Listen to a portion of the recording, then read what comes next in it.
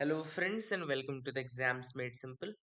So in this video we are going to discuss the complete analysis from 6 to 14 of the Hindu newspaper.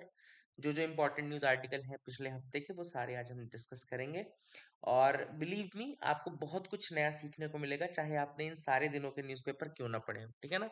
तो अगर आपने पढ़ा है तो रिवाइज कर लीजिएगा, अगर और जो भी नया मैं बताऊँ वो आप ऐड कर लीजिएगा। One thing you can do is that you can like the video if you enjoy it, ठीक है ना।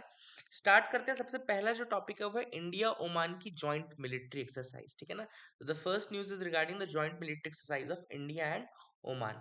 तो अब ये एक्सरसाइज का नाम इंपॉर्टेंट ऑब्वियस सी बात है। The name of the exercise is Al Najah. याद रखिएगा क्या नाम है, अल नजह या अल नजह आप याद रखिएगा। And this is between India and Oman joint military exercise है, ठीक है ना। तो ये तो फैक्चुअल क्वेश्चन हो गया, फैक्ट है for your UPSC prelims examination. तो इसको जस्ट एज अ फैक्ट आप ऐड कर लीजिए अपने डिफेंस वाले पार्ट में, या फिर आप अपने जो भी आपका मतलब फैक्चुअल पार्ट है उसमें आप ऐड कर लीजिए, ठीक है ना। Now the second news is regarding the green hydrogen catapult programme, ठीक है ना। तो अगर आप इस प्रोग्राम के बारे में नहीं जानते तो मैं आपको बताता हूँ। So this is a green hydrogen catapult, it's a United Nations initiative, ठीक है ना। तो इसको याद रखिएगा किसका इनिशिएटिव है, यूनाइटेड नेशन का इनिशिएटिव है। नाम क्या है, ग्रीन हाइड्रोजन कैटापुल्ट। और ये इनिशिएटिव किस लिए लॉन्च किया गया है, यूएन के द्वारा लॉन्च किया गया है to bring down the cost of green hydrogen. Green hydrogen की जो कॉस्ट है उसको डिक्रीज करना है, that is the reason why this green hydrogen catapult has been started by the United Nations. अब एक्चुअली ये जो न्यूज आर्टिकल है, इस न्यूज आर्टिकल में आपका ये तो ग्रीन हाइड्रोजन कैटापुल्ट हमने देख लिया। दो तीन चीजें और देख लेते हैं। एक तो ग्रीन हाइड्रोजन क्या होता है। तो green hydrogen is defined as hydrogen which is produced by splitting water into hydrogen and oxygen gas using renewable electricity. देखो क्या होता है, जब हम H2O यानी कि वाटर को ब्रेक डाउन करते हैं तो H2 + O2 मिलता है, मतलब हाइड्रोजन प्लस ऑक्सीजन मिलेगा। अब क्या होता है कि इसको ब्रेक करने के लिए जो प्रोसेस होती है उसको हम बोलते हैं electrolysis. What is the process is electrolysis. Electrolysis में इलेक्ट्रिसिटी यूज होती है। अब अगर उस इलेक्ट्रिसिटी का सोर्स रिन्यूएबल इलेक्ट्रिसिटी यानी कि रिन्यूएबल फॉर्म ऑफ एनर्जी है, तब तो जो हाइड्रोजन को मिलेगा वो ग्रीन हाइड्रोजन कहलाएगा, ठीक है ना।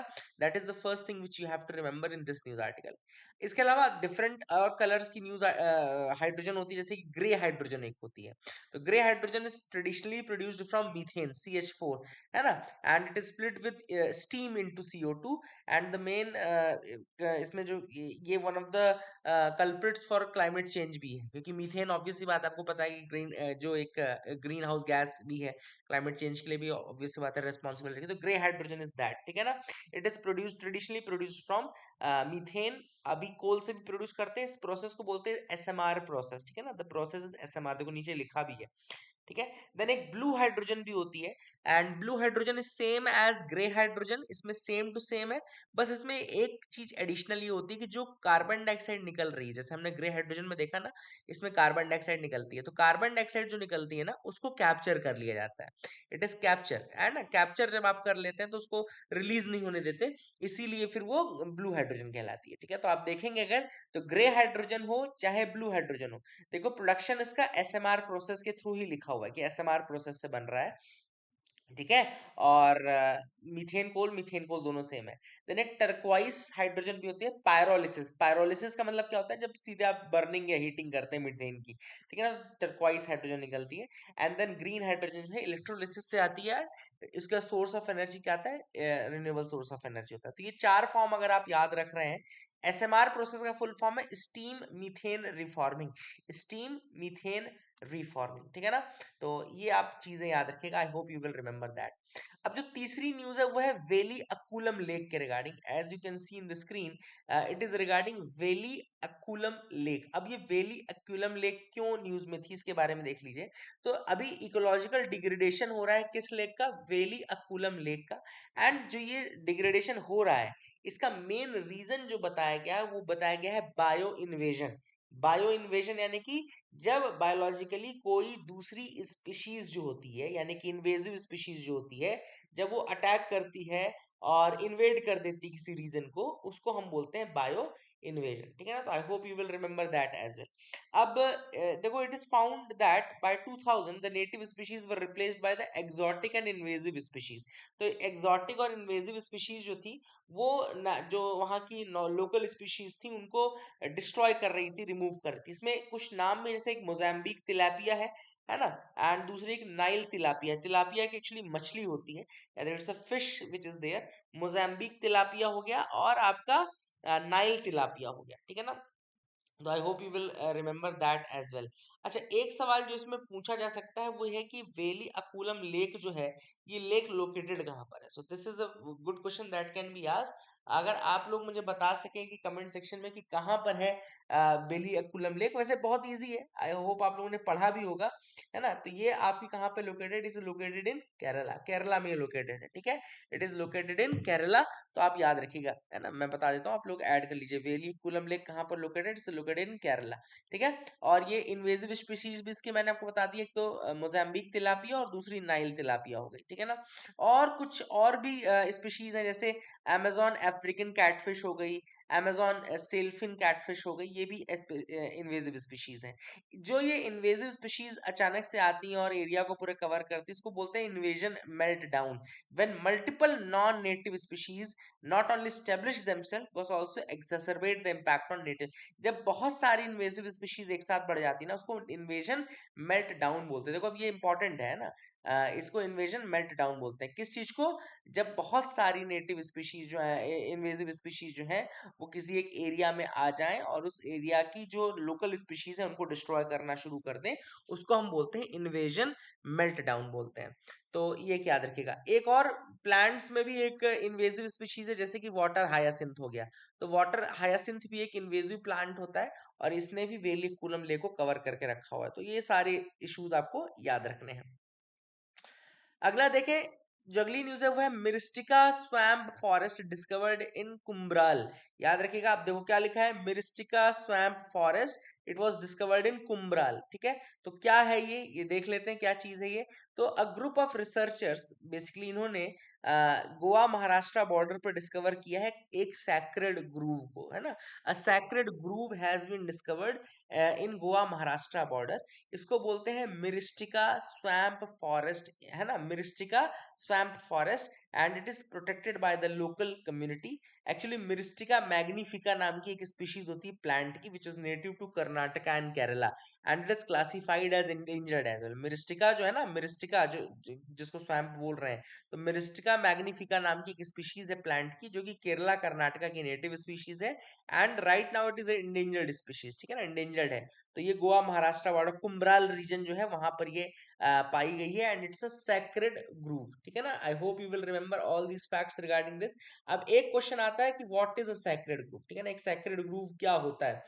देखो सैक्रेड ग्रूव क्या होता है ना, बेसिकली इनको बेसिकली स्पेशल रिलीजियस इंपॉर्टेंस होता है इनका, एक किसी कल्चर में स्पेशल रिलीजियस इंपॉर्टेंस होता है। तो याद रखिएगा, they have special religious significance for any culture, and इनको जो वहाँ के ट्रेडिशनल लोग हैं वो इनको फिर प्रोटेक्ट करके रखते हैं। अलग अलग स्टेट्स में अलग अलग नामों से भी इनको जाने जाते हैं, जैसे राजस्थान हो गया, वेस्टर्न घाट हो गया, कर्नाटका हो गया, महाराष्ट्र हो गया, हर जगह आपको सैक्रेड ग्रुप देखने को मिल जाएगी। इनके नाम हालांकि अलग अलग रहते हैं, so that is the thing. यहाँ पर आपने को कुम्भराल वाला याद रखना है, which is there, which is found in the Maharashtra Goa border. I hope you will remember that as well, आप याद रखेंगे, ठीक है ना। Please make sure you remember this. Let's move ahead.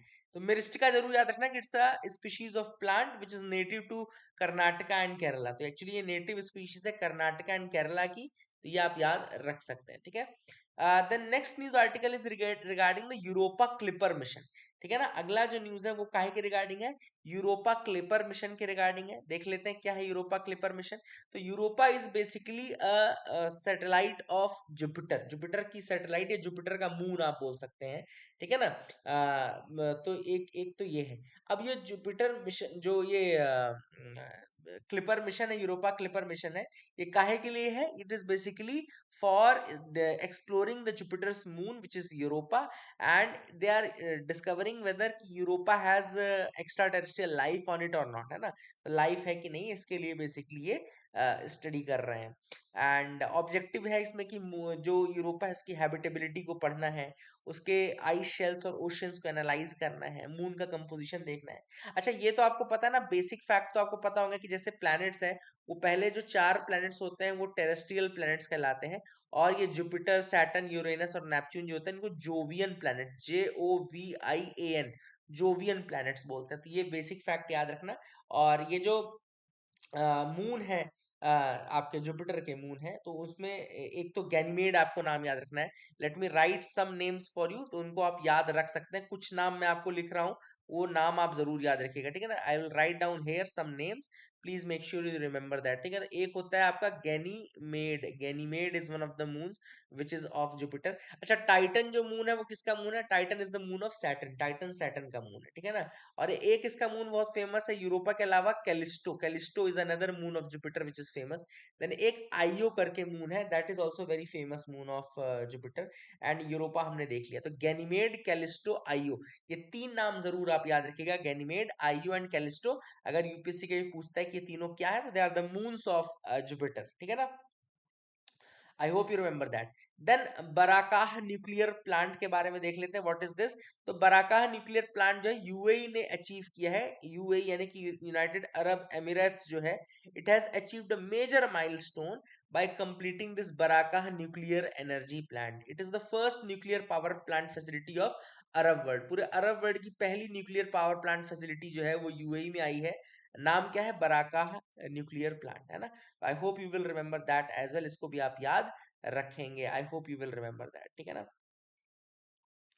आगे देख लेते हैं और क्या इंपॉर्टेंट आर्टिकल हैं जिनके बारे में हमको डिस्कस करना है। तो you can move ahead with me, आप बिल्कुल मेरे साथ आगे बढ़ सकते हैं। अगली न्यूज है न्यू स्पीशीज इन ऑस्ट्रेलिया। तो ऑस्ट्रेलिया की जो नेशनल साइंस लिस्ट है उसने 750 नई स्पीशीज को डिस्कवर किया है। 750 new species have been discovered in Australia. उसमें 2-3 नाम थे, इसलिए मैं इस न्यूज को बता रहा हूँ। एक जैसे लाफिंग फ्रॉग इंपॉर्टेंट है, जैसे क्वेश्चन पूछ सकता है कि लाफिंग फ्रॉग रिसेंटली न्यूज में था, कहाँ पर है? तो western laughing tree frog, Litoria redibunda. It's a frog species which makes a sound just like a laughing sound, है ना। एंड लाफिंग साउंड के लिए जाना जाता है, इसलिए इसको लाफिंग फ्रॉग कहते हैं। दूसरा एक डेविड एटनबेरो के ऊपर एक नाम रखा गया है, डेविड एटनबेरो वर्म, जो कि कलरफुल ग्लोइंग मेरीन वर्म है। It has been named in honour of David Attenborough, which was a famous nature documentary host, documentary के होस्ट है, काफी डॉक्यूमेंट्रीज इन्होंने की है। ये आई थिंक जो प्लैनेट, फ्रोजन प्लैनेट और ये सब उन्हीं की है। कहता है क्रैकिंग क्ले पिलबारा प्लानिंगेल भी एक स्पीशीज है, इट्स अ मार्शुपियल स्पीशीज। वैसे भी आपको पता होगा कि जो ऑस्ट्रेलिया रीजन है, it is known for the marsupials, ठीक है ना। The Australia region is known for the marsupials. तो अब ये मार्शुपियल्स होते क्या है? तो मार्शुपियल्स का सबसे बड़ा जो एग्जांपल है वो है आपका कैंगरू। कैंगरू क्यों है? क्योंकि पाउच्ड एनिमल है, पाउच रहती है ना। तो अपने अंदर ये जो पाउच लेके चलते हैं ना, वो वाले स्पीशीज जो होते हैं वो बेसिकली क्या कहलाते हैं? मार्शुपियल्स। तो याद रखिएगा, the Australia region, Tasman region, ये वाला रीजन जो है, it is known for the marsupials. I hope you will remember that as well. अगली जो न्यूज है वो है डार्ट मिशन के regarding. If you can see in the screen, आपको डार्ट यानी कि डबल एस्टेरॉइड रीडायरेक्शन टेस्ट दिख रहा होगा। Double asteroid redirection test, it's a mission of NASA. And अच्छा, यूरोपा मिशन किसका था? वो भी नासा का था, याद रखिएगा। यूरोपा क्लिपर भी नासा का मिशन था, याद रखिएगा। डार्ट मिशन का फुल फॉर्म क्या है? Double asteroid redirection test, double asteroid redirection test है इसका नाम। And it is a NASA mission which has been designed to test the method of planetary defense against the near earth objects, है ना। तो dart mission काहे के लिए? Basically जैसे अर्थ है, अर्थ में अब अर्थ के आसपास कोई एस्ट्रॉइड निकलती है मान लो, और वो एस्ट्रॉइड अर्थ को नुकसान पहुंचा सकती है, तो उसका हमको क्या करना पड़ेगा? उसका डिफेंस करना पड़ेगा। अर्थ का डिफेंस कैसे आप करेंगे? उसको रीडायरेक्ट करेंगे, है ना, उसको आप रीडायरेक्ट करेंगे। तो डबल एस्टेरॉइड रीडायरेक्शन टेस्ट जो है, ये नासा का स्पेस मिशन है, जिसको डिजाइन क्यों किया गया है? ताकि प्लेनेटरी डिफेंस को देखा जा सके, टेस्ट किया जा सके, है ना, against the near earth objects, मतलब कि जो अर्थ के आसपास से गुजरने वाले ऑब्जेक्ट्स हैं उनसे बचाया जा सके, ठीक है। एंड इसका ऑब्जेक्टिव क्या है? To demonstrate asteroid deflection technology. Basically इसका जो एम है वो एस्टेरॉइड का डिफ्लेक्शन करना है। मैंने आपको रीजन बता दिया है क्यों, क्योंकि ऑब्वियस सी बात है कि अगर एस्टेरॉइड टकरा गया है अर्थ से, सपोज करो ये अर्थ है, ये कोई एस्टेरॉइड आ रहा है, तो इसको पहले ही हमको रिडायरेक्ट करके किसी दूसरी ट्रेजेक्टरी में भेजना पड़ेगा, अदरवाइज अगर ये टकरा गया तो नुकसान पहुंच सकता है अर्थ को, है ना। मूवी में भी आपने देखा होगा, एक मूवी है ना उसकी, कौन सी किसकी मूवी है, द आई थिंक इस लियोनार्डो डिकैप्रियो की मूवी है और जेनिफर लॉरेंस की मूवी है, तो एक आप देख लेना, है ना। तो that can you can remember. अब यहाँ पे देखो एक जो इसमें इसमें टारगेट था, उसमें दो एस्टेरॉइड्स लिए गए थे, एक है डाइमॉर्फोस और दूसरा है डिडीमॉस, है ना। लार्जर एस्टेरॉइड्स डिडीमॉस है और छोटा वाला मूनलेट जो है वो डाइमॉर्फोस है, ठीक है ना। तो डाइमॉर्फोस को कोलाइड कराएंगे किससे, डिडीमॉस से कोलाइड कराएंगे डबल एस्ट्रॉइड, क्योंकि डबल एस्ट्रॉइड डायरेक्शन है ना, तो दो एस्ट्रॉइड्स को आपस में टकरा करके दोनों की ट्रेजेक्टरी को चेंज कर दिया जाएगा। तो डाइमॉर्फोस और डिडीमॉस दोनों नाम याद रखिएगा, ठीक है ना। अगला जो टॉपिक है वो है national Commission for Protection of child rights. अब ये कमीशन न्यूज में थी, तो क्यों न्यूज में थी, क्योंकि इसने अभी रिसेंटली सुप्रीम कोर्ट में कहा था कि मदरसाज आर अनसूटेबल और unfit place for children to receive proper education, ठीक है ना। तो National Commission for Protection of child Rights का ये कहना था सुप्रीम कोर्ट में कि मदरसाज जो होते हैं दे आर अनसूटेबल और unfit place for children to receive proper education, ठीक है ना। अब ये जो इन्होंने दिया, ऑब्वियस बात है, इलाहाबाद हाई कोर्ट में आपको पता होगा कि it struck down the Uttar Pradesh board of Madrasa education act 2004, है ना। तो इलाहाबाद हाई कोर्ट में पिटिशनर्स गए थे कि भैया इलाहाबाद की गवर्नमेंट जो है उसने मतलब उत्तर प्रदेश की जो गवर्नमेंट है उसने Uttar Pradesh board of Madrasa education act 2004 को स्ट्रक डाउन कर दिया है। तो अब भैया अब आप बताओ कि हाई कोर्ट के पास जाकर के बोल रहे हैं कि भाई आप ऐसा कैसे कर सकते हैं, है ना। तो अब हाई कोर्ट ने तो ऑर्डर कर दिया था कि जो मदरसा के बच्चे हैं उनको रेगुलर स्कूल्स में आप भेजो, ठीक है। हालांकि सुप्रीम कोर्ट ने इस पर स्टे लगा दिया है। तो अब सुप्रीम कोर्ट में बेसिकली ये जो National Commission for Protection of child rights है उसका ये कहना है कि the madrasas are not a place जहां पे आपको रेगुलर नॉर्मल एजुकेशन मिल सकती है, ठीक है। तो एनसीपीसीआर ऑब्वियस बात है न्यूज में आ गई, तो याद रखिएगा एनसीपीसीआर जो है कि स्टैट्यूटरी बॉडी है। स्टैट्यूटरी बॉडी मतलब कि बाय लॉ बनाई गई है, लीगल किसी स्टैट्यूट के थ्रू बनाई गई है। और ये कौन से स्टैट्यूट के थ्रू बनाई गई है, ये protection of child rights act 2005 के अंतर्गत बनाई गई है। एक्ट कब का है, 2005 का, जिसको हम बोलते हैं protection of child rights act. और याद रखिएगा एक चीज और कि ये एक्ट भले 2005 का है लेकिन बॉडी 2007 में बनाई गई थी, ठीक है ना। This body was formed in 2007, ठीक है। 2007 में बॉडी बनी थी और ये जो एक्ट था ये 2005 का एक्ट था। और ये कमीशन काम करती है ministry of women and child development के अंतर्गत, ठीक है। It works under the ministry of women and child development, तो ये भी एक फैक्ट आप याद रख सकते हैं। अब एनसीपीसीआर के पास मैंडेट होता है to ensure that all the laws, policies, programmes और जो एडमिनिस्ट्रेटिव मैकेनिज्म्स है उनको चाइल्ड राइट्स के साथ अलाइन किया जाए, है ना। ऑब्वियस सी बात है, चाइल्ड राइट्स के साथ अलाइन किया जाएगा। और इसके अंतर्गत जो चाइल्ड की जो डेफिनेशन है वो 0 से 18 ईयर्स के एज के में रखा गया था ना। तो याद रखिएगा, अगर एनसीपीसीआर के बारे में अगर आपसे पूछे कि एनसीपीसीआर में चाइल्ड की डेफिनेशन कितनी है, तो 0 से 18 साल के बच्चे जो हैं वो बच्चे चाइल्ड की डेफिनेशन में आएंगे, ठीक है ना। तो ये भी आप एक चीज याद रख सकते हैं। और एनसीपीसीआर के काम अगर मैं बोलूँ तो ये लॉज को रिव्यू करता है कि चाइल्ड राइट्स को प्रोटेक्ट कर रहे हैं कि नहीं कर रहे हैं। ऐसा तो नहीं है कि चाइल्ड राइट्स के अगेंस्ट कोई लॉ बना दिया गया हो। देन इंक्वायरी करता है चाइल्ड राइट्स के वायलेशन के ऊपर, अगर चाइल्ड राइट्स का कहीं वायलेशन हुआ है तो उसकी इंक्वायरी भी करता है। और बहुत सारे एक्ट्स जैसे राइट टू एजुकेशन हो गया, पॉक्सो एक्ट हो गया और जुवेनाइल जस्टिस एक्ट 2015 का हो गया, तो एनसीपीसीआर उसका भी मॉनिटरिंग करता है कि ये देखता है कि प्रॉपरली चल रहे हैं कि नहीं चल रहे हैं, ठीक है। अवेयरनेस फैलाने का काम है ही। कंपोजिशन की अगर हम बात करें तो चेयरमैन इसका अपॉइंट होता है सेंट्रल गवर्नमेंट के द्वारा, याद रखिएगा। The central government appoints the chairperson and it preferably is a person with experience in child welfare. Child welfare में जिसको एक्सपीरियंस होता है उसी को रखा जाता है। 6 मेंबर्स होते हैं with at least 2 women, at least 2 should be women, तो ये भी याद रखिएगा 6 में 2 वुमेन होनी चाहिए। एंड मेंबर्स भी सेंट्रल गवर्नमेंट ही अपॉइंट करता है। और इसके पास याद रखिएगा सिविल कोर्ट के पावर होते हैं एनसीपीसीआर के। सिविल कोर्ट के पावर मतलब कैसे, किसी व्यक्ति को बुला करके ओथ लेके उसकी वो मतलब सम्मन कर सकते हैं, एग्जामाइन कर सकते हैं ओथ में। Then they can demand documents and public records, किसी से भी डॉक्यूमेंट और पब्लिक रिकॉर्ड्स ले सकते हैं। Then they can also issue recommendations against the violations of child rights, है ना। अगर चाइल्ड राइट्स का वायलेशन हो रहा है तो ये लोग फिर रिकमेंडेशंस भी दे सकते हैं, ठीक है। अब एक सवाल आपके लिए, छोटा सा सवाल है, आप देख सकते हैं। पहला लिखा हुआ है एनसीपीसीआर के regarding, it can conduct suo motu inquiries into violation of child rights और दूसरा कह रहा है कि the chairperson of NCPCR is appointed by the President of India and must be a retired Supreme Court जज। तो आपको बताना है कौन सा करेक्ट है कौन सा इनकरेक्ट है। ये क्वेश्चन मैं आपके लिए कमेंट सेक्शन में छोड़ रहा हूँ, अगर आपको नहीं पता तो सर्च कर लीजिएगा जो भी स्टेटमेंट है। I hope you will be able to answer this question, ठीक है ना। आई होप जरूर इसका आंसर करिएगा, ठीक है। आगे मूव करते देखते अगला क्या है। अगला क्वेश्चन है न्यूज जो है वो साइबर सिक्योरिटी के रिगार्डिंग है। ये मैंने पीआईबी से उठाया है, काफी इंपॉर्टेंट ये भी न्यूज आर्टिकल है। साइबर सिक्योरिटी के regarding home minister Amit Shah ji ने अभी इनॉग्रेट किए थे 4 cyber crime coordination centre platforms. 4 platforms release किए गए हैं। उन 4 प्लेटफॉर्म्स के नाम क्या है। एक है CFMC। CFMC का फुल फॉर्म क्या होता है, तो CFMC का फुल फॉर्म होता है आपका साइबर फ्रॉड मिटिगेशन सेंटर। दूसरे का नाम है समन्वय समन्वय प्लेटफॉर्म। तीसरे का नाम है साइबर कमांडो प्रोग्राम और चौथे का नाम है सस्पेक्ट रजिस्ट्री। ठीक है, तो अगर आपसे कोई पूछे तो cyber fraud mitigation centre, Samanvay programme, cyber commando and suspect registry, ये नाम याद रखेगा, ठीक है ना। सस्पेक्ट रजिस्ट्री, ये सब नाम आप याद रखेगा। अब पहला जो है साइबर फ्रॉड मिटिगेशन सेंटर, तो it has been established at the Indian Cyber crime coordination Centre New Delhi. और इसमें बेसिकली क्या है primary goal, to facilitate immediate action and seamless cooperation to tackle online financial crimes. जो online financial crimes है उनको तुरंत ठीक करने के लिए अलग अलग प्लेटफॉर्म्स मिल करके, जैसे आईटी के, इंटरमीडिएट लॉ इन्फोर्समेंट के, पेमेंट एग्रीगेटर्स, फाइनेंशियल इंटरमीडिएट सब एक साथ मिल करके काम करेंगे। देन दूसरा है समन्वय प्लेटफॉर्म। तो समन्वय प्लेटफॉर्म जो है joint cyber crime investigation facilitation system है।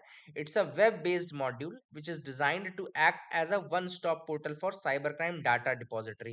तो साइबर क्राइम का जो डेटा है वो एक जगह इकट्ठा हो सके, इसलिए साइबर क्राइम डेटा के लिए एक इन्वेस्टिगेशन फैसिलिटेशन प्लेटफॉर्म बनाया गया जिसका नाम है समन्वय।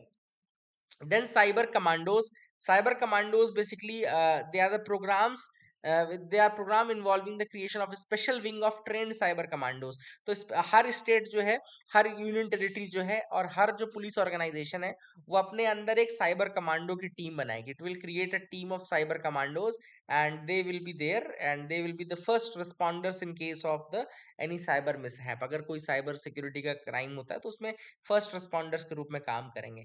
देन सस्पेक्ट रजिस्ट्री, जो चौथा प्लेटफॉर्म है वो है सस्पेक्ट रजिस्ट्री सिस्टम। एंड ये जो India cyber crime coordination centre जो होता है, it will share the list of all the repeat offenders in their servers, है ना। तो जो रिपीट ऑफेंडर्स हैं बार बार, उनके नाम सा एक सस्पेक्ट रजिस्ट्री में बनाए जाएंगे, और ताकि अगर फ्यूचर में कुछ ऐसा कांड होता है तो उनको डायरेक्टली ट्रेस किया जा सके। अगला जो टॉपिक न्यूज में है वो है national board for wild life, ठीक है ना। तो अभी न्यूज में क्यों है कि जो स्टैंडिंग कमेटी है national board for wild life, उसने बहुत सारे प्रोजेक्ट्स क्लियर किए थे। जैसे लिटिल रन ऑफ कच्छ के लिए प्रोजेक्ट था, कंट्रोवर्शियल ट्रांसमिशन लाइन का प्रोजेक्ट है गोवा के मोलेम नेशनल पार्क से। गोवा में है मोलेम नेशनल पार्क, ये भी एक आपको एक्स्ट्रा फैक्ट मिल गया, मोलेम नेशनल पार्क, ठीक है ना।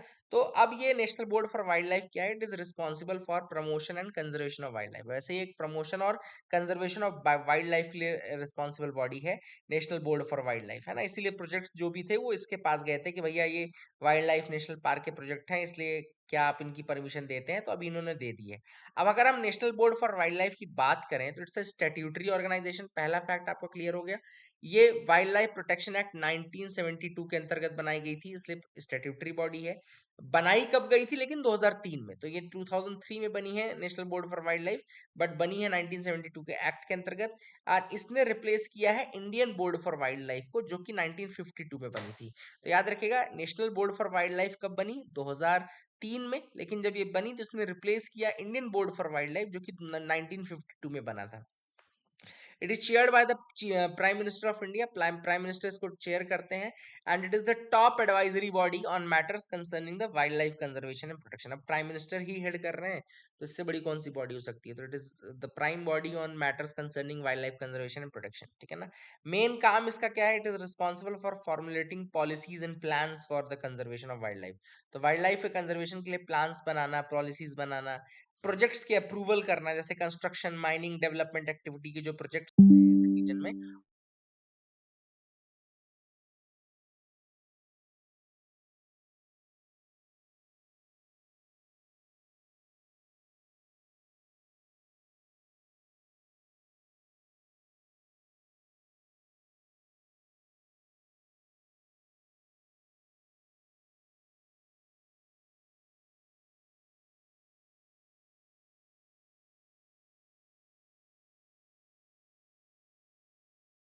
इसमें और देख लेते हैं क्या क्या इंपॉर्टेंट है, if there is any other fact, है ना। तो अगर हाँ, अगर प्रोटेक्टेड एरिया है उसकी बाउंड्री में कोई चेंज नहीं हो सकता जब तक national board for wild life ना बोल दे। तो प्रोटेक्टेड एरिया की अगर बाउंड्री में आपको अल्टरेशन करना है तो it can not be done without the recommendation of National board for wild Life. तो देख सकते हैं आप, बहुत it's a very important body, ऐसा नहीं है, it's a very important body which is there. I hope you got clarity regarding that as well. अब देखो अगले यहाँ पे मैंने एक क्वेश्चन डाला हुआ है, इसका आंसर आप लोग मुझे करके देंगे। पहला स्टेटमेंट है national board for wild life के regarding, it is a statutory organisation constituted under Wildlife Protection Act 1972 chaired by Prime Minister। दूसरा लिखा है projects involving construction and development activities in and around protected areas require the clearance of NBWL. तीसरा लिखा है NBWL can directly alter the boundaries of national park and wild sanctuaries without further approval from any other authority. तब आप ये चीज search करके मुझे बताएंगे कि क्या इसको फिर और कोई अप्रूवल लगता है कि नहीं लगता। It's the only statement which requires your concern, बाकी दोनों आपके सही हैं, है ना। तो तीसरा आप मुझे बताएंगे कमेंट सेक्शन में कि सही है कि गलत है, ठीक है। I hope you got clarity regarding that. अगला जो टॉपिक है वो है PresVu. What is this PresVu? तो मुंबई में एक एंटॉड फार्मास्यूटिकल उसने अनाउंस की एक ड्रग, है ना। एंड जो ये ड्रग है, it has been approved by the drug controller general of India and this drug is basically for people with presbyopia, ठीक है ना। तो याद रखिएगा ये ड्रग किसके लिए है, it's a drug for individuals with presbyopia. अब देखो ये क्या होता है, एक इंपॉर्टेंट चीज आपको बता दूं कि डायरेक्टली जो यूपीएससी क्वेश्चन पूछ सकता है ना, वो क्वेश्चन पूछ सकता है कि भैया ये प्रेस बायोपिया क्या बला है ना। They can ask directly what is this presbyopia, ठीक है ना। तो याद रखिएगा जैसे मायोपिया होता है, हाइपरमेट्रोपिया होता है, वैसे ही प्रेस बायोपिया भी एक तरीके की आई से रिलेटेड डिसीज है। It is the I related disease. तो इसमें क्या होता है कि बेसिकली जो आईज है उनकी ग्रेजुअली उनमें नियर बाई मतलब जो पास के ऑब्जेक्ट्स हैं उनके ऊपर फोकस हटने लगता है, ठीक है ना। तो basically it's a sort of ageing related, it is sort of ageing related problem, है ना। जैसे कि अगर 60-65 के आसपास मतलब जो एज के लोग होते हैं वो बहुत जल्दी ज्यादा फोकस नहीं कर पाते, उनके में फिर वो हिलता हुआ ऑब्जेक्ट दिखता है। तो basically that is your presbyopia, ठीक है ना। It's a age related disorder, है ना। जो आईज हैं they gradually loss their capacity to concentrate on adjacent objects. तो इसमें प्रेस बायोपिया में आप कंसंट्रेट नहीं कर पाते एडजेसेंट ऑब्जेक्ट्स के ऊपर। This is basically age related, ठीक है ना, याद रखिएगा। And this is because of the gradual stiffening of lens inside the eyes. जो आईज के अंदर का लेंस है ना, इट स्टिफेंस, ये थोड़ा हार्ड हो जाता है, इस कारण से होता है, ठीक है। And the lens becomes less flexible, तो लेंस आप एडजस्ट नहीं कर पाते, इसलिए आप फोकस नहीं कर पाते। प्रेसवू बेसिकली एक मेडिसिन है एंड इसका मेन कंपाउंड जो है वो है पाइलोकार्पाइन, याद रखिएगा। पाइलोकार्पाइन इज द मेन कंपाउंड जो कि दवाई इसमें थेरापेटिक इफेक्ट डालता है, पाइलोकार्पाइन, ठीक है। तो ये भी आप याद रखिएगा पाइलोकार्पाइन के बारे में। आई होप आपको समझ में आ रहा होगा, आई होप आप कुछ नया भी सीख पा रहे होंगे, है ना। सारा कुछ आपने नहीं पढ़ा होगा, आई एम प्रिटी श्योर। अगला टॉपिक जो है वो है टील कार्बन। टील कार्बन क्या है, तो इंडिया ने अभी रिसेंटली फर्स्ट स्टडी स्टार्ट किया टील कार्बन को लेकर के and the study has been undertaken at Keoladeo National Park जो कि राजस्थान में है। And that is first thing which you have to remember. And concept of teal carbon is very new for environmental science. तो हम देख लेते हैं पहले कि टील कार्बन होता क्या है। तो teal carbon basically refers to carbon stored in non-tidal freshwater wetland, है ना। तो non tidal fresh water wetland में जो कार्बन स्टोर्ड है उसको हम बोलते हैं teal carbon. And it is encompasses a large carbon sequestered in vegetation, है ना, microbial biomass and dissolved in particulate organic matter। तो non tidal fresh water wetlands में, है ना, और वेजिटेशन में जो सिक्वेस्टेड कार्बन है उसको हम टील कार्बन बोलते हैं। And that is one thing which you can remember. And teal carbon का हम क्यों यूज कर रहे हैं, ऑब्वियस सी बात है कि जो कार्बन की स्टोरेज है, चाहे वो वाटर बॉडी में हो चाहे वो वेजिटेशन में हो, that is very essential for preventing the climate change. इसीलिए हम क्लाइमेट स्टोरेज और इन सब की बात करते हैं क्लाइमेट चेंज को रोकने के लिए, कि कार्बन को कैप्चर कैसे किया जाए, कार्बन को स्टोर कैसे किया जाए। And teal carbon can be one of the methods to do that, ठीक है ना। तो I hope you got clarity regarding that. थोड़ा सा टील कार्बन का कंसेप्ट बस यही है कि किस तरीके से कार्बन स्टोर रहती है, तो ये आप याद रख सकते हैं। फिर यहाँ पे देखो स्टेटमेंट लिखा है non tidal fresh water teal carbon contributes to global warming, peatlands, fresh water swamp and natural water swamp marshes account. ये आप एक क्वेश्चन करके देखिएगा, अगर आप लोग कर पाए तो then do tell me that. अगला जो टॉपिक है वो एक अच्छी न्यूज नहीं है इंडिया के लिए कि India generates the highest plastic pollution in the world. तो ये आप ऐड कर लीजिएगा, आपको मेंस आंसर राइटिंग में ये पॉइंट मिल जाएगा कि भैया इंडिया सबसे ज्यादा प्लास्टिक पोल्यूशन कर रहा है इस समय वर्ल्ड में, and India contributes 1/5 of the global plastic pollution. पूरे वर्ल्ड का 1/5 तो हम इंडिया अकेला कर रहा है ना। That was done by the University of Leeds, and वहां पे उन्होंने किया है इस स्टडी को। कितनी सही है कितनी गलत ये तो नहीं होता, लेकिन फिलहाल के लिए हिंदू ने निकाल दी है तो अपने को तो पढ़ना पड़ेगा। अगर इंडिया के हम प्लास्टिक वेस्ट की बात करें तो India burns nearly 5.8 million tons metric tons of plastic each year and releases another 3.5 million tons of plastic into the environment as debris. And total contribution जो ग्लोबल प्लास्टिक पोल्यूशन का हुआ है वो है 9.3 metric ton per year. And India जो है उसने सरपास कर दिया है, अब नाइजीरिया को भी सरपास कर दिया है, इंडोनेशिया को और चाइना को भी सरपास कर दिया है। तो India is the highest one now, है ना। एंड ग्लोबल अगर हम इसकी बात करें तो world produces nearly 251 million tons of plastic waste annually. Annually जो वर्ल्ड है 251 मिलियन टन्स का प्लास्टिक वेस्ट निकालता है। एंड लगभग इसका 20% जो है वो अनमैनेज्ड है, मतलब कि इन्वायरमेंट में निकाल दिया जाता है, उसको कोई मैनेज नहीं कर पाता। मैनेज वाला क्या कौन सा होता है? मैनेज वेस्ट वो वेस्ट होता है, मैनेज्ड वेस्ट, जो कि कलेक्ट हो जाए और रिसाइकल होने के लिए उसको लैंडफिल्स में भेज दिया जाए, तो वो मैनेज्ड वेस्ट हो गया। और अनमैनेज्ड वेस्ट जो है, जो कि जैसे कि आपने रिलीज कर दिया, ओपनली रिलीज कर दिया, या डेब्री आपने ऐसे ही फेंक दिया जो कि ना जलाया गया ना हटाया गया ना डिस्ट्रॉय किया गया, तो अनमैनेज्ड प्लास्टिक होता है। तो ये अनमैनेज्ड वाला तो बिल्कुल बहुत ज्यादा नुकसान पहुंचाता है, ठीक है ना। और आपको एक और चीज बता दूं कि there is a international treaty on plastic pollution as well. तो एक इंटरनेशनल ट्रीटी ऑलरेडी है प्लास्टिक पोल्यूशन को लेकर के, आप देख सकते हैं। Negotiations for a legally binding international plastic treaty began in 2022। ये 2022 में स्टार्ट हुआ था निगोशिएशन इसका, इंटरनेशनल सॉरी अभी है नहीं। International treaty on plastic pollution का निगोशिएशन स्टार्ट हुआ था for a legally binding treaty 2022 में। और यूनाइटेड नेशन इन्वायरमेंटल एजेंसी जो है उसने एग्री किया था कि they will develop and this treaty, and अभी तक तो ये नहीं आई है, बट देखते हैं अभी आगे क्या होता है। तो you can remember that as well. आगे मूव करते हैं, देखते हैं और क्या इंपॉर्टेंट न्यूज आर्टिकल है। Then the next topic is financialisation. What is this financialisation? तो चीफ इकोनॉमिक एडवाइजर ने अभी फाइनेंशियलाइजेशन के बारे में बताया कि किस तरीके से फाइनेंशियलाइजेशन जो है वो मैक्रो इकोनॉमिक आउटकम्स को डिस्टॉर्ट कर सकता है, ठीक है। तो देखते हैं फाइनेंशियलाइजेशन क्या होता है। Financialisation is basically the increasing dominance of financial motives. याद रखिएगा, जो जब मार्केट में या पूरी इकोनॉमी में जो फाइनेंशियल मोटिव्स हैं, फाइनेंशियल मार्केट है, फाइनेंशियल एक्टर्स हैं, फाइनेंशियल इंस्टीट्यूशंस जो हैं, उनका जब डोमिनेंस बढ़ने लगे, फॉर एग्जांपल जैसे शेयर मार्केट है। शेयर मार्केट एक फाइनेंशियल मार्केट का सोर्स है। तो शेयर मार्केट का जैसे आप देखो तो स्कोप काफी बढ़ता है। इंडिया में जो रिटेलर्स है, रिटेल स्टॉक होल्डर्स हैं, उनके नंबर बढ़ते जा रहे हैं। इंडिया में एफ एंड ओ यानी फ्यूचर एंड ऑप्शन करने वालों के नंबर बढ़ते जा रहे हैं। इंडिया में शेयर खरीदने वालों के नंबर बढ़ते जा रहे हैं। तो basically this financial market, financial motive and financial actors are increasing a lot. उसी को फाइनेंशियलाइजेशन बोलते हैं ना, फाइनेंशियलाइजेशन उसी को बोलते हैं। तो I hope you will remember that fact as well. और it's at sort of financial capitalism. पहले क्या होता था, अभी अभी तक क्या टाइम पीरियड चल रहा था, इंडस्ट्रियल कैपिटलिज्म, मतलब कि भैया ग्रोथ प्रोडक्शन और ये सब देखा जाता था, इंडस्ट्रियल था।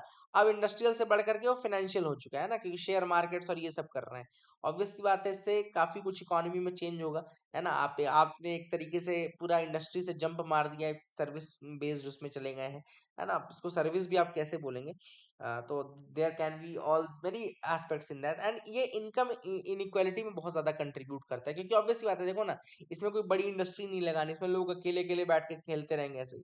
तो it will lead to income inequality, wage stagnation हो जाएगा, मैन्युफैक्चरिंग में डिक्लाइन, कमती आ जाएगी, मैन्युफैक्चरिंग में कमी आएगी। All these things are the problems. अगला है FOCAC यानी कि forum for China Africa cooperation. अभी last week forum on China Africa cooperation summit हुआ बीजिंग में, है ना। It was Beijing and that is the first thing which you can remember. Then forum for China Africa cooperation जो है वो launch हुआ था 2000 में। ये forum for China Africa cooperation जो है 2000 में लॉन्च हुआ था। और ये इस 2013 से और ज्यादा इसको मतलब और ध्यान दिया जा रहा है चाइना के द्वारा, इसके ऊपर काफी ध्यान दे रहे हैं। इस फोरम की बात करें तो it's a multilateral platform which has been established to foster cooperation between China African countries. China और अफ्रीकन नेशंस के बीच में रिलेशनशिप को इम्प्रूव करने के लिए इसको बनाया गया है। एंड चाइना है इसमें और 53 अफ्रीकन कंट्रीज हैं। ऑल अफ्रीकन नेशंस एक्सेप्ट एसवाइटीनी, इसमें याद रखिएगा कि सारे जो आपके अफ्रीकन नेशंस है एस्वातीनी को छोड़ करके, तो वो सारे इसमें मेंबर्स हैं, ठीक है ना। And it also includes African union भी इसका पार्ट है, याद रखिएगा। अफ्रीकन यूनियन के मेंबर्स कौन कौन से, आप मुझे कमेंट सेक्शन में बताएगा। Do tell me in the comment section कि अफ्रीकन यूनियन के मेंबर कौन कौन से हैं, ठीक है ना। एंड इसका मेन एम क्या है कि इकोनॉमिक कोऑपरेशन को बढ़ाना है, ट्रेड को बढ़ाना है, इन्वेस्टमेंट को बढ़ाना है अफ्रीका में, specially from the Chinese parties, है ना। एंड चाइना जो है वो लोन प्रोवाइड करेगा, एड करेगा, सपोर्ट करेगा टू द अफ्रीकन कंट्रीज, ठीक है। तो I hope you got clarity. Last topic जो आज का रहेगा वो है public accounts committee. And it is set to conduct performance review of the regulatory bodies established by the acts of parliament. तो उसका रिव्यू करने वाला है, जैसे कि आपका सेबी हो गया और ट्राई हो गया, उनका रिव्यू करने वाला है कौन, पीएसी रिव्यू करने वाला है। तो अब देख लेते हैं इसके बारे में, पीएससी के बारे में। पीएससी बेसिकली बोलते हैं पब्लिक अकाउंट्स कमेटी को, PSC is nothing but public accounts committee. और ये याद रखिएगा it is one of the 3 financial parliamentary committees. एक तो होगा आपका पीएससी हो गया, पब्लिक अकाउंट्स कमेटी, एक दूसरी होती है state estimate committee, estimate committee भी एक होती है, और एक होती है आपकी public committee on public undertakings, है ना। पीएसयूज के ऊपर एक कमेटी होती है, ठीक है ना। ये जो कमेटी है ये 105 आर्टिकल 105 जो है privileges of parliament members, and article 118 जो है parliament's authority to make rules for regulation is procedure and conduct of business, उसके अंतर्गत पार्लियामेंट्री कमिटीज जो है अपनी अथॉरिटी आती है उनकी। अगर हम पब्लिक अकाउंट्स कमेटी की बात करें तो ये 1921 में सबसे पहले इंट्रोड्यूस की गई थी। एंड इसका पहला मेंशन जो था वो मॉन्टफोर्ड 1919 के रिफॉर्म्स में था, ठीक है, 1919 के रिफॉर्म्स में था, 1921 में पहली बार बनाई गई। पब्लिक अकाउंट्स कमेटी हर साल कॉन्स्टिट्यूट की जाती है under rule 308 of rules of procedure. Chairman इस कमेटी का अपॉइंट करता है speaker of the Lok Sabha. And याद रखिएगा इस कमेटी के बारे में, it's not executive body, it can only make decisions that are advisory in nature, है ना। इसमें 22 मेंबर होते हैं, 22 members are there, 15 members are from Lok Sabha, 7 members are from Rajya Sabha, है ना। एक साल का टर्म होता है, 1 year term is there. And कोई भी मिनिस्टर इसका मेंबर नहीं हो सकता, no minister can be a member of PSC, याद रखिएगा it is no minister can be a member of PSC, ठीक है। ये काम क्या करता है, तो अप्रोप्रिएशन अकाउंट्स को एग्जामाइन करता है, ऑडिट रिपोर्ट्स को एग्जामाइन करता है, कैग की, और ऑल द फाइनेंशियल ओवरसाइट ये प्रोवाइड करता है। तो I hope you got clarity regarding that as well. That is it for the day. आपने कुछ सीखा होगा, कुछ नया सीखा होगा। अगर नहीं सीखा है तो मुझे माफ करिएगा, सीखा है तो अच्छी बात है। कमेंट सेक्शन में आंसर आप जरूर करिएगा। That is it, thank you, have a nice day.